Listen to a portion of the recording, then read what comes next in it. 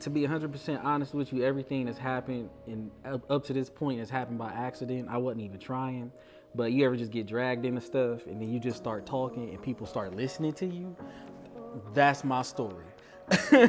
um, it all started when I just wanted to volunteer.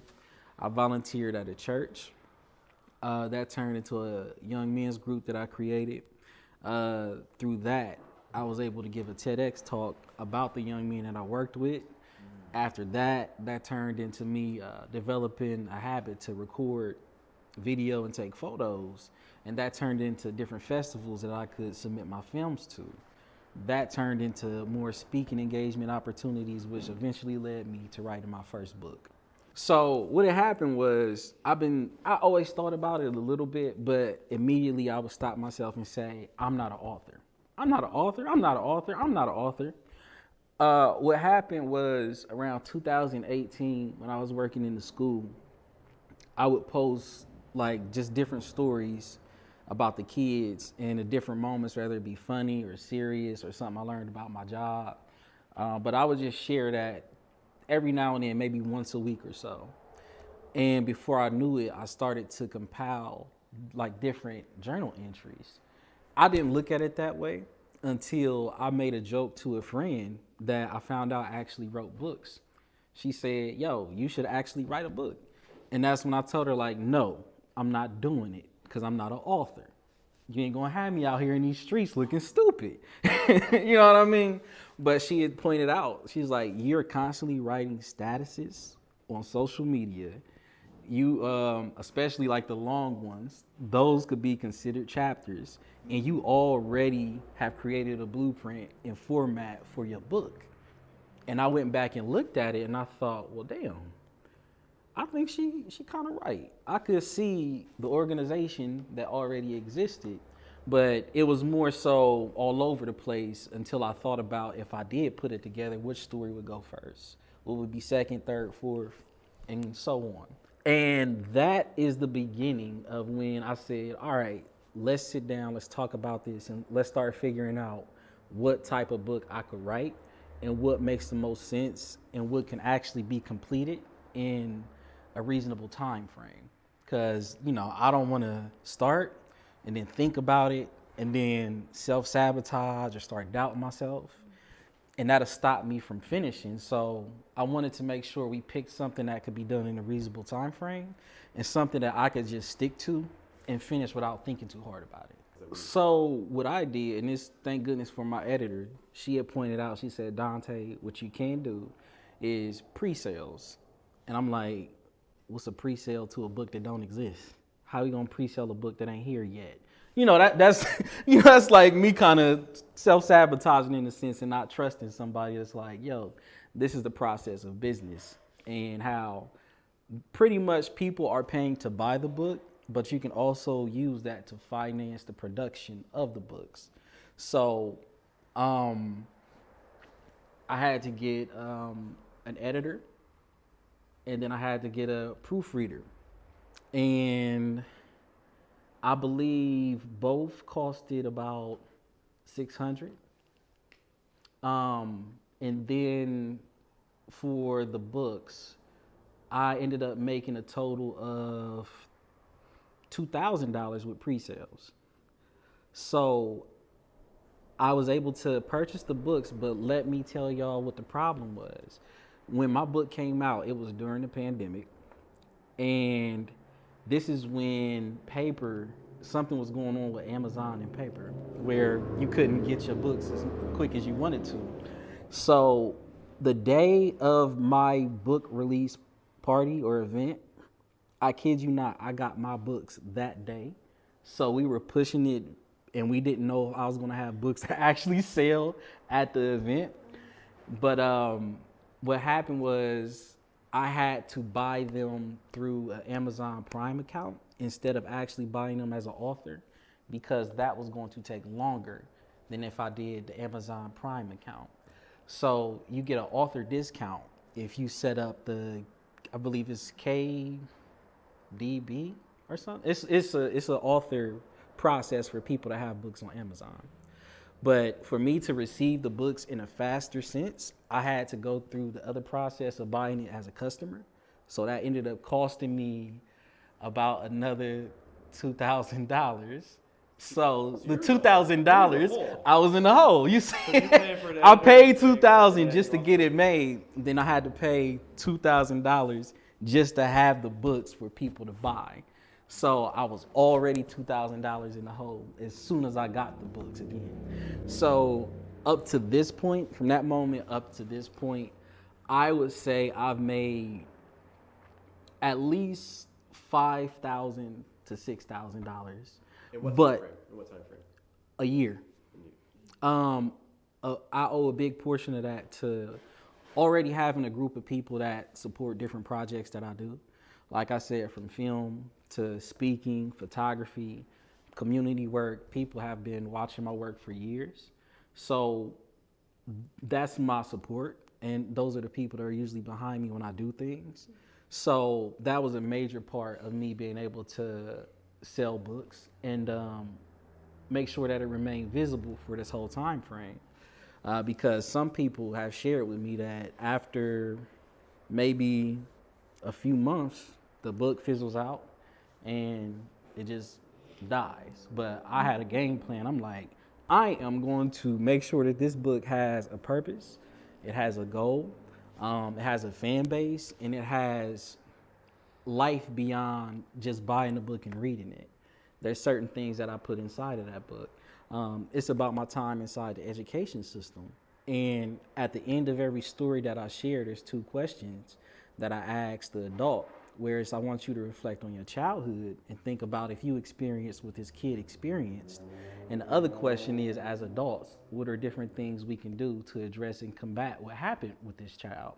So it is literally meant for book discussion groups, especially if you're in the educational field, which means teachers are the ones that could buy this book and constantly talk to each other. So I don't know if everyone was fully aware, but there was a teacher strike that happened not too long ago. I wrote the book about a year ago. Sales were doing okay, but when that strike hit, somebody spread the word about my book. I used to work at the same school district. So they was like, it's somebody that already talked about this. So out of nowhere, the sales just spiked. So like I said before, I had just my audience in general, where for years I've been building up a social media crowd just in different spaces where beforehand they told me if I would do anything, they would be behind me. And I didn't start really cashing in on that until maybe 4 years ago when I was like, yo, I got some ideas. I have a vision. These are different things I want to do. Every single time I did something, they got behind me. And this was no different, but unexpectedly, I did not think the strike was going to happen. And that developed a whole new fan base that I wanted to tap into, but I didn't think it was going to happen that way. I had no plan for it to happen that easily, because I'm orchestrating plans and making stuff up and thinking like, okay, this is the teacher's event. This is a teacher appreciation day. If I make a post on this day and I tag this person, I'm thinking of all of these different things for marketing plans, but it just happened without me trying. And I give credit to my intentionality in figuring out how am I going to put this book in this space. Even if it's not me that did it, the book was able to do it on its own because it was so relatable and so meaningful to the people that got a hold of it, and those were the teachers. No, not at all. I would say I'm pretty good at marketing. So I have a mind that doesn't stop thinking and creating. So sometimes I'll make a post or I'll just do something and I'm like, oh, I think I could turn this into something that could have life and longevity. So when I take the things that I create that have longevity, I can throw in bits and pieces of the next thing that I want to do. and slowly make a transition. And what I do is, you write down a list of people that you worked with in the past. Is this their avenue? Are they more into the educational field? Are they more into the social justice field? What really interests this person, and do they have a network? And you could just reach out to them and say, hey, this is a project I'm working on. Are you working on any projects right now? And do you feel like what I have fits into what you're doing? If you do, let me know. We can figure out, are we, just like trading labor? Are we paying each other? What does it look like being upfront and honest? And before you know it, people will start to find places for you to go with your book. So I tapped into my professional speaking network, and most of the money that I make off the book comes from speaking and not from sales. And the thing about book sales is, if you're self-published, you're going to put a lot of money into buying new copies of your book if it sells. You like, dang, yeah, I want my book to sell, but then your book sell, you like, damn, I got to buy more books now.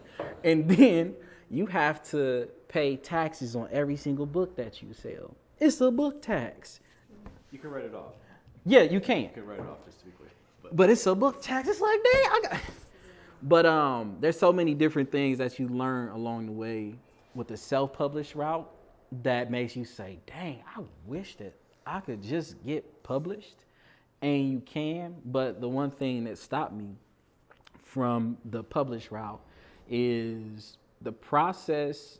You don't have as much control, and say so in the final product.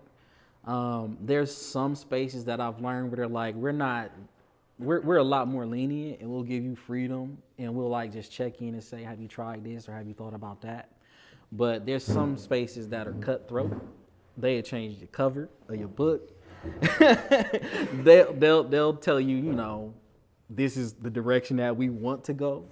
And for a creative person, it hurts when you have something that is coming from the heart, especially if it's nonfiction.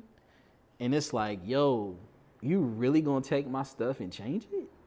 That shit hurt, like real bad. So I, as a creative person and as somebody that has a network, I was confident from the beginning that I could find multiple ways to market the book where it can continue to have longevity versus having a published book that would have everything that you would dream a book could have, but have no way to have a connection to it anymore. And that's, to me, that's very dangerous, and that's also hurtful to my creativity.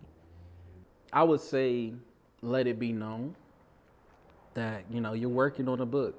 I did not, because I'm aware of my fan base, and usually when I introduce something new, they share it among each other, and that's the way it's always worked for me.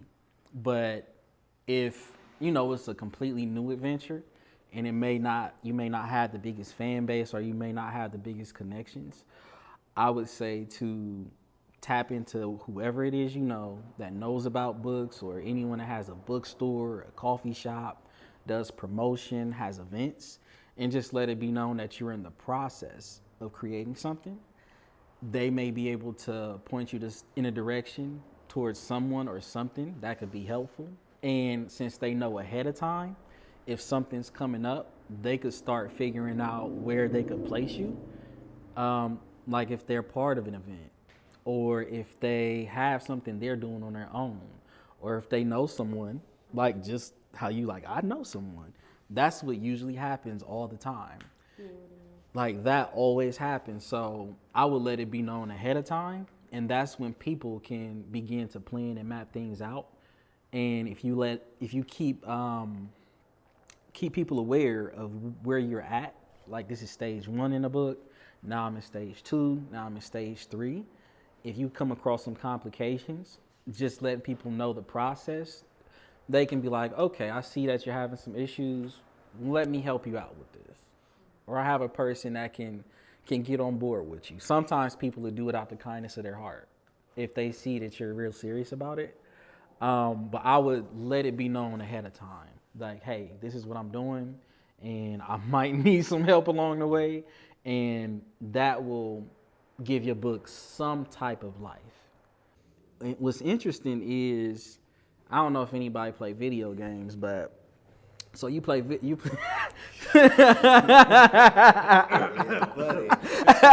So you about to feel this. So so in video games, over the years, something I noticed was like the first character that I create in adventure games, it'd be cool, but I'm still learning where everything is. I'm learning when you building up a character, you play stats here, you can't go back. You have to become that character, right? And you develop an emotional bond with this character. But once you beat the game and you can tap into harder mode, you create a new character. And you're like, dang, I love this character, but now I have to create somebody else. And now I know what I'm doing. So for me, I realized that with my book, this was a test. This was like, all right, this ain't gonna be the character that I fall in love with. This is not the book that I originally thought about. This was something that I said, I'm going to try and learn how this all works, because the last thing I want to do is put every single thing that I have into this project and not feel like I accomplished something. Like, that's when I really start self-sabotaging. And I feel like this was me saying, all right, Dante, this is your test trial. You don't have the deepest emotional connection to this. And once you put it out there, you can figure out how everything works before you come back and you create your next book. You know what it feels like to be self-published. You know what places you can go and sell the book. You know who will get behind you if you do have to create another book. So that was how my brain was. Unexpectedly, this book has been alive longer than I thought it was going to be. And I have to keep on coming up with, different ways to stay connected to it. Not saying that I don't want to, but mentally I made notes that I have about 6 months before I have to move on and start thinking about something else. And that's the business approach and the honest approach, energy, effort, saving my self-esteem. But it was me learning that, okay, if you have life, I have to constantly invest in the life that you're showing me that you have. It's almost like a kid, and your kid is showing you, well, I got a new interest now. You're like, okay, so you want to go over here and you want to play this sport? All right, let's go buy some soccer shins and a soccer ball so we can practice soccer. With the book, sometimes the book is like, yo, it's a new event happening and we didn't know that we were going to be able to go. And you're like, all right, book, so let me go ahead and start studying how this group of people receive information. How do I show up in this space and talk about my book?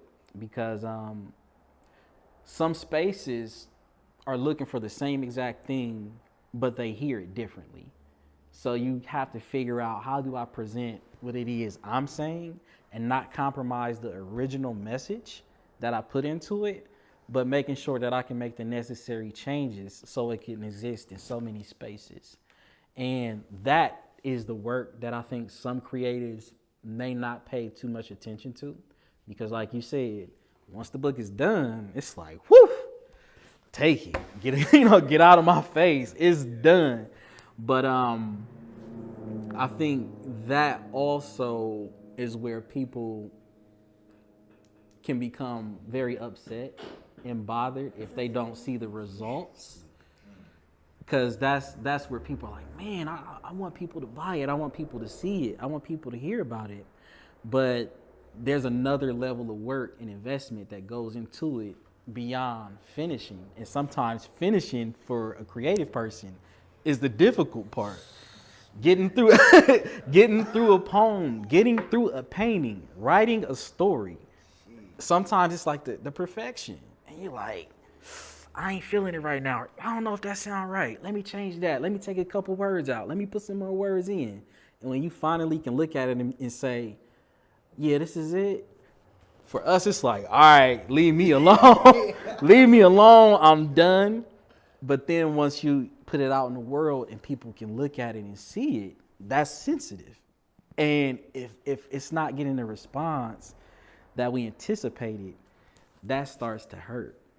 But a lot of us aren't taught, once we're done with that, now we have to give it a little bit more life. And it's beyond our creative sense.